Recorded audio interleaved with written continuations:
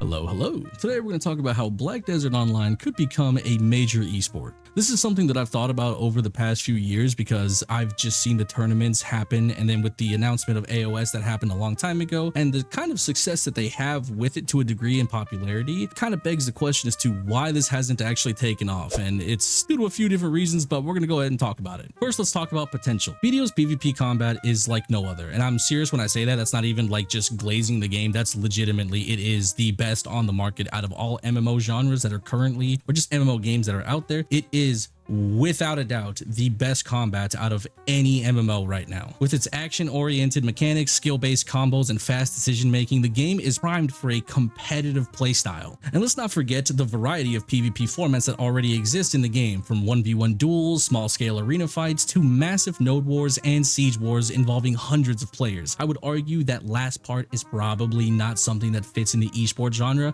Not to say that it can't work, but I would argue that it's probably the most complicated to balance and make work. So for the sake of this video, I'm probably going to just kind of exclude that. I may touch on it here and there, but I don't think it's going to be a mainstay of this conversation. But the other aspects, just the sheer diversity of these modes opens up countless possibilities for competitive formats, but that is just the first step forward. So let's talk about what's missing. So if BDO has the potential, why hasn't it already taken off as an esport? Well, there's a few significant hurdles that need to be addressed. One of the biggest issues is the lack of standardized competitive formats. Right now, BDO's PvP is largely player driven and lacks clear, universally accepted tournament rules. And to thrive as an esports, there needs to be official framework with standardized rule sets. This would include setting clear boundaries on gear, character builds, ensuring player leveling fields so that way everything can kind of be on the same areas. That way there's no clear advantage or disadvantage outside of character balancing, which that's a whole nother conversation, but we'll get to that. But realistically, all you have to do is determine the best formats for the competition that they wish to be in, which I think AOS is arguably the easiest way to move forward. And then they could branch out of that and do 1v1s, 3v3s, 5v5s, and I guess they could technically do 10v10s with actual standardized game modes such as push the payload, domination. These are just examples, not saying that they should go this route, but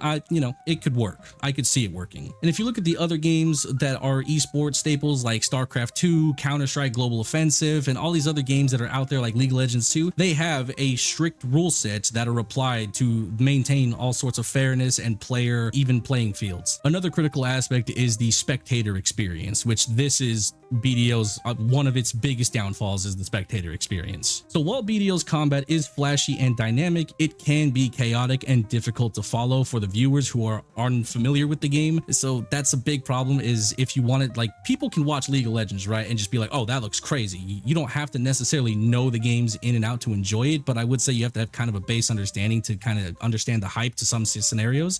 BDO is way worse than that because nobody knows what anything is. No, like, if you don't play this game for at least a little bit, nobody understands this shit at all. Nobody understands the CC counters. Nobody understands down smashes, air smashes, damage modifiers. Nobody understands follow-ups and things like that. There's a whole lot of mechanics that go into BDO, so the viewing experience has to be standardized to where people can actually understand what the hell's going on for people to actually enjoy it. So to solve this, improvements in camera control and better UI for spectators and clear informative casting are essential, which is why Armin, when he was casting, was probably the most beloved caster because he made everything super easy to follow with just along. And I've casted with him before as well in some of the console tournaments whenever I was working with Guido for a bit, and his casting is so next level. It's super next level. I couldn't even get close to that. I tried very hard to understand it, but he just has such vast class knowledge that he just knows how to make things work, and the way he speaks, it's just super easy to follow. And then he's also explaining what's happening for the viewer to actually follow along when what's happening in the tournament. But at the end of the day, spectators need to easily understand what's happening during high-speed fights to fully understand and engage with the action. You can't really get hype about something if you have absolutely no idea what's happening. Some examples of this is just like some decent esports with clear overlays and just kind of having instant replay sections, which BDO has actually tried to do a few times, and I think that they actually have the potential to make this work. It just is going to come down to finding strong commentary teams that are going to be able to carry the viewer experience. However, for BDO to succeed as an esport,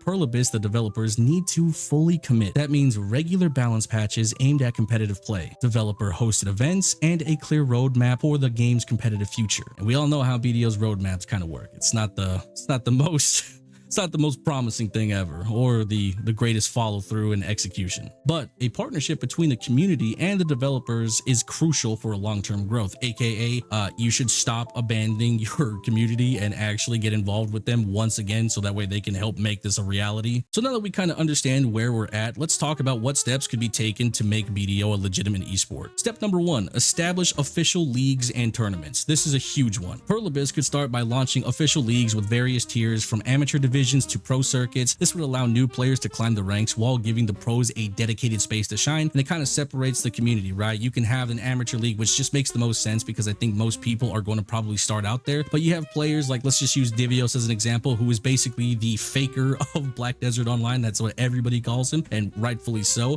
That guy in an amateur league, that guy's winning everything. There's not a single player that's going to win that at all. So you need to clearly separate the pro circuits from the amateur divisions, but you need to have the amateur divisions to create talent and foster that sort of, community division. The next thing, introducing competitive game modes. Imagine a dedicated esport mode with preset gear and balance stats. This is already done through AOS, which is Arena of Solaire, but it's designed specifically for tournaments. This mode would remove the gear gap issue and emphasize pure skill. That is why AOS is such a popular thing, and I just thought I would mention it again, but this is one of the biggest things that needs to happen, just kind of standardized to make this tournament situation, make it a reality. Because if we don't have this standardized gear, then basically no player is going to invest into this. Nobody wants to have 7,000 gear scored just so that way they can get involved in a scene. There's tons of players that I know personally that are absolutely mechanically gifted. They are actual animals at the game. They are so good, but they don't want to get gear. They don't want to grind hours and hours to get gear. So this would just cut that entire aspect out, and it would bring more players to the game from a competitive standpoint. The next thing, collaborating with third-party tournament organizers. Partnering with established tournament organizers like ESL or DreamHack could lend credibility and visibility to BDO's competitive scene.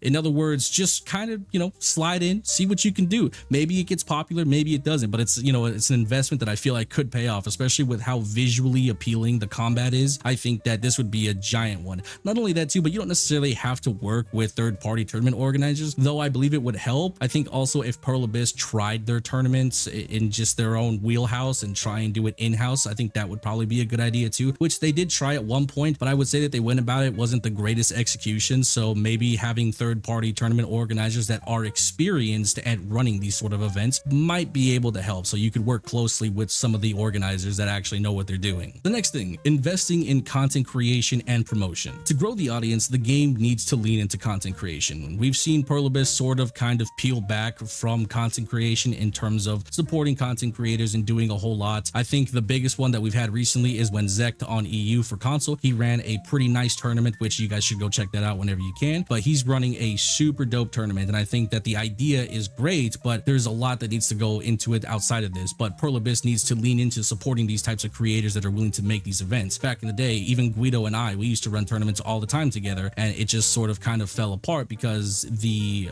negotiation process between Perlabyss and us was becoming a little too difficult, and it became sort of unsustainable. The work that we were putting just to try and make the tournament happen, between coming up with all the graphical work and setting all the layouts and time schedule and also running the tournament ourselves, we really didn't have much support in terms of getting it off the ground. So it became like, oh, we're just doing this free labor type stuff, and it's not really helping anything. But it's not just from the aspect of having creators do events and things like that. It's also things like, think of the spotlights that you could do, right? How many channels do you know from Street Fighter, Tekken, or any of the other fighting games that are very massive? How many channels are entirely based off of replays, that are entirely based off of spotlights and behind the scene footage of these types of tournaments? Those are just self-promotion alone in itself, just getting people hyped up, especially if they're specifically towards characters like, oh, this guy's the best Zerker player, this guy's the best warrior player, and then you have spotlights based around these players, and then you kind of have and build sort of off of that. And it's even better if it's top play compilations too. That's even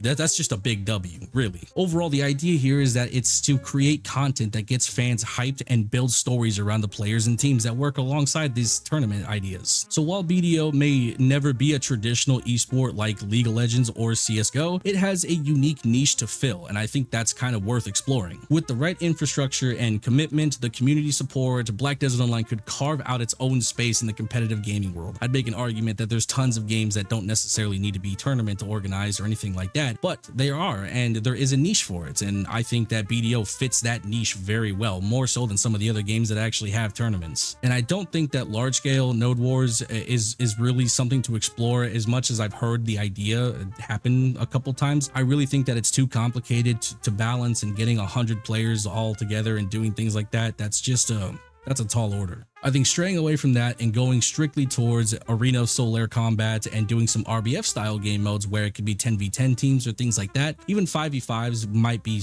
completely enough to suffice for RBF2, where there's actual, push the payload type stuff, capture the flag, or maybe there's the last man standing type thing. Doesn't really matter. Just large scale in general though should be probably axed from this conversation. So realistically, what do you guys think? Could BDO become a top tier esport? Because I genuinely believe it can. I don't know if you guys remember back in the day when they did the best in class tournaments, when Choice was on the come up, when Choice was first rising through the gear pool and he was just doing the Zerker tournament. We saw so many hype moments where there was so many classes that were just niche or that we didn't really know much of anything. I remember watching those tournaments vividly, especially the Zerker one, because I really wanted to play Zerker, and I was watching Choice straight up dominate with his gear, which was a problem back then, because the more gear you had, the better, the more likely you were to win. But the idea was that there were players that genuinely outskilled him, and he just kind of shit on everybody with the gear. And I think he's aware of that. I think he's mentioned that, like, yeah, he shouldn't have won some of those matches, but like that's the type of stuff that is really, really cool. Even though like there was some upsets and things like that, the community and the vibe was there, the framework was there, and then PA just kind of abandoned it. And I think that they should revisit that at some point, so that way they could actually create something that anybody can get into it and start watching. But those are my thoughts. Let me know what you guys think. But that's it. I'll talk to you guys later. Bye bye.